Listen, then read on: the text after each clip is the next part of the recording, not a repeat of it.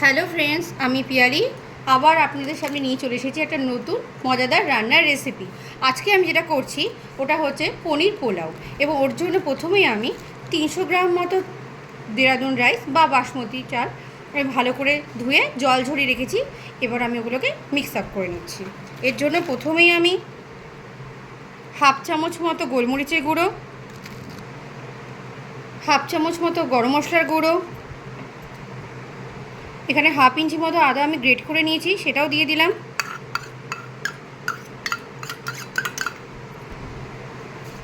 এবং আমি এখানে ছোটো চামচে 1 চামচ মতো লবণ অ্যাড করে দিলাম। এবার সবকটা ইনগ্রিডিয়েন্টস আমি ভালো করে চালের সঙ্গে মেখে নিলাম। হ্যাঁ, আমার মাখা হয়ে গেছে। এটা জাস্ট আমি 10 মিনিটের জন্য রেখে দেবো। এবার আমি পরবর্তী স্টেপে চলে যাব। এবার আমি কড়াইতে 2 চামচ মতো ঘি দিয়ে নিলাম। আপনারা এই রান্নাটা ঘিতে এবং সাদা তেল দুটো মিশিয়ে করতে পারেন, কিন্তু আমি এখানে পুরোপুরি ঘি দিয়ে রান্নাটা করছি।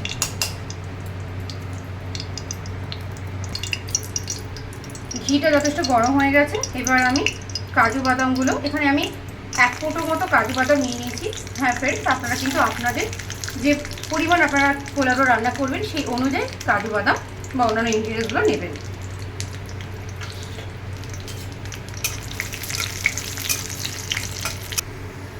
এবার আমি 1 মুঠো মতো কিশমিশও দিয়ে দিলাম। কিশমিশটা আমি একটু পরে দিলাম, নইলে কাজুর সঙ্গে পুরো ভাজতে গেলে এটা অনেকটা পুড়ে পুড়ে যায়। তাই জাস্ট কাজুটা ভাজা হয়ে গেছে, আমি কিশমিশটা জাস্ট 1 মিনিট ভাজি রেখে তুলে নেব। এখানে আমি প্রায় 300 গ্রাম চালের জন্য 300 গ্রাম মতো পনির নিয়ে নিয়েছি, কারণ সম পরিমাণে হলে খেতে বেশি ভালো হয়, যেহেতু এটাই মেন ইনগ্রিডিয়েন্টস তার জন্য। এগুলোকে আমি হালকা একটু ভেজে দেবো লবণ দিয়ে। সবগুলো একসাথে দেবো না, অর্ধেকটা আগে ভেজে নিই, তারপর আগে ডালবো, কারণ গায়ে গায়ে লেগে যাবে। আমার দ্বিতীয়বারও পনিরটা ভাজা হয়ে গেছে। এবার আমি তুলে নিলাম।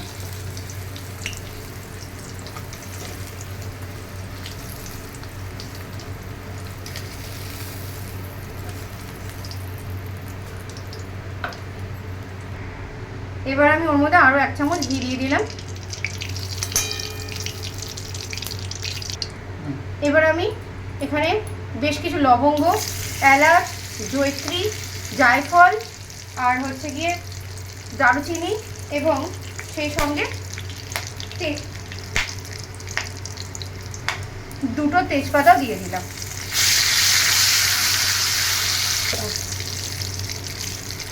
এগুলো হালকা হাতে একটু সটে করে নিচ্ছি। হালকা একটু মেনে নিতে হবে, বেশিক্ষণ না, জাস্ট 10 সেকেন্ড মতো। এইবারে আমি অন্যান্য ইনগ্রিডিয়েন্টসগুলো দেওয়া শুরু করবো। এবার আমি দিয়ে দিচ্ছি একটা আলু, যেটা আমি ছোটো ছোটো কুচি করে করেছিলাম সেইটি। ভালো করে আমাকে ভেজে নেব। আলুগুলো আমার লাল লাল করে মোটামুটি ভাজা হয়ে গেছে। এইবার আমি এর মধ্যে কুচি করে করা গাজর, একটা ছোট গাজর মাঝারি সাইজের আমি এখানে দিয়ে রেখেছি, এবং সেই সঙ্গে একটা ছোট সাইজের ক্যাপসিকাম,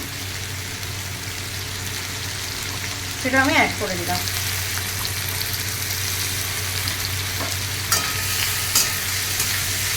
এবার এটাকে আমি একটু ভেজে নেবো। হ্যাঁ, অবশ্যই কিন্তু এর মধ্যে একটু লবণ ছিটিয়ে নিতে ভুলবেন না, আপনাদের স্বাদ অনুযায়ী সেটা মিশিয়ে নেবেন।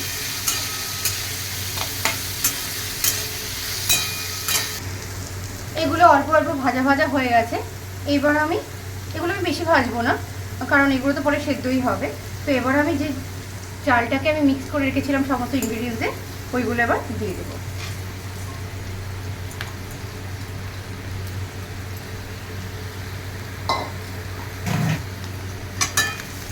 এবার চালটাকে আমি এটার সাথে ভালো করে মিশিয়ে নেব। 2 থেকে 3 মিনিট আমি একটু ভাজা ভাজা করে নেব।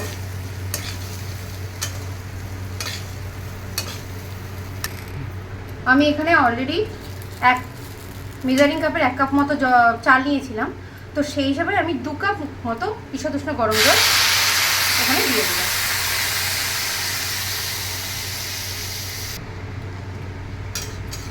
এখানে আমি 2 কাপ মতো জল দিয়ে দিয়েছি, ঈষৎ উষ্ণ গরম জল। এবার ফ্লেমটা বাড়িয়ে যতক্ষণ এটা বাবলস হচ্ছে ততক্ষণ একটুখানি ফুটবে, তারপরে একদমই লোতে করে আমি এটা 7 মিনিটের জন্য ঢাকা দিয়ে দেবো। আর আপনারা এই সময়টা দেখে নেবেন লবণ ঠিক আছে কিনা, বা আমি এখানে কিন্তু একটা লঙ্কা অ্যাড করেছি আমাদের টেস্ট অনুযায়ী। আপনারা যদি ঝাল খান, ঝাল খেতে পছন্দ করেন, তাহলে এখানে আপনারা আপনাদের স্বাদ অনুযায়ী লঙ্কা দিয়ে দেবেন। আর বন্ধুরা, এটা কিন্তু সত্যি একটা খুব সুস্বাদু একটা পদ, এবং এটা আপনারা যে কোনো নিরামিষের দিনে বা বাড়িতে কোনো পুজো হলে অতিথিদের জন্য বা নিজেদের জন্য এই সুন্দর করে পনির পোলাওটা করে দিতে পারেন। খুব ভালো লাগবে খেতে, আর আমার মনে হয় আপনারা অনেক প্রশংসাও পাবেন যদি এই ধরনের রান্নাটা করেন। আমার এটা বাবলস এসে গেছে, তো আমি এটাকে ফ্লেমটাকে একদম লো করে দিলাম এবং ঠিক ঘড়ি থেকে 7 মিনিটের জন্য এটাকে আমি বন্ধ করে দিলাম। 7 মিনিট হয়ে গেছে, এবার আমি ঢাকনাটা সরিয়ে দিলাম।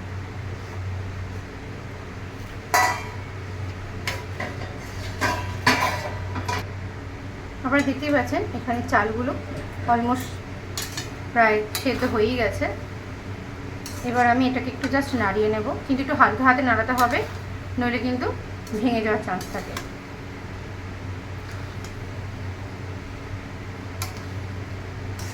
এবার এখানেই আমি এবার অ্যাড করে দিলাম ওই ভেজে রাখা কাজু কিশমিশগুলো।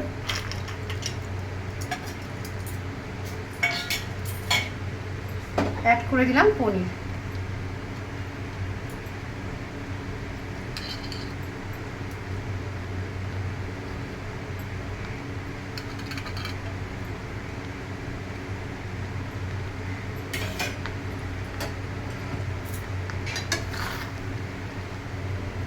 এটাকে হালকা হাতে একটু নাড়িয়ে নেব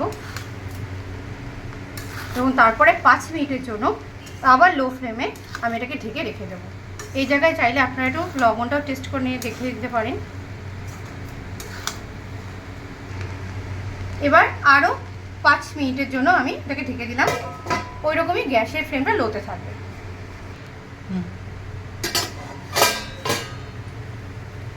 হয়ে গেছে তো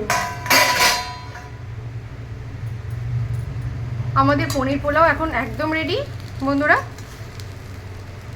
আমি জাস্ট এখন একটুখানি নাড়া নেব, নাড়া দিয়ে এটাকে ফ্লেমটা বন্ধ করে 5 মিনিটের জন্য বন্ধ করে রাখবো। ব্যাস, ওই ভাপে ভাপে এটা আরও ভালো এই হবে। হ্যাঁ, আমি সেই সঙ্গে দেখেও নেব যে চালটা ঠিক মতো সেদ্ধ হয়েছে কিনা। দেখুন চালটা কিন্তু সুন্দর সেদ্ধ হয়ে গেছে। তারপরেও আমি এটাকে 5 মিনিটের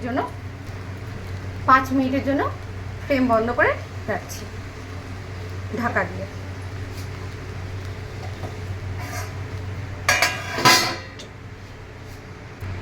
ফ্রেন্ডস, আমার পনির পোলাও একদম রেডি। এবার আমি জাস্ট উপর থেকে 1 চামচ মতো ঘি ছড়িয়ে দিলাম। এটা গন্ধটা আরও সুন্দর হবে এর জন্যে, আর এটা খেতেও ভীষণ সুন্দর হয়েছে আর গন্ধ খুব সুন্দর বেরাচ্ছে। আপনারাও বাড়িতে এটা অবশ্যই ট্রাই করবেন, আর কেমন লাগলো আমাকে কমেন্টের মাধ্যমে অবশ্যই জানাবেন। আর ভালো লাগলে ভিডিওটা প্রচুর শেয়ার করবেন এবং লাইক করে দেবেন, আর আমার চ্যানেলটাকে সাবস্ক্রাইব করে দেবেন। আর নিচে রাখা বেল আইকনটাকে প্রেস করতে ভুলবেন না, যাতে সবার আগে ভিডিও নোটিফিকেশনগুলো আপনারা পেতে পারেন। ঠিক আছে ফ্রেন্ডস, তো আজকের জন্য বাই।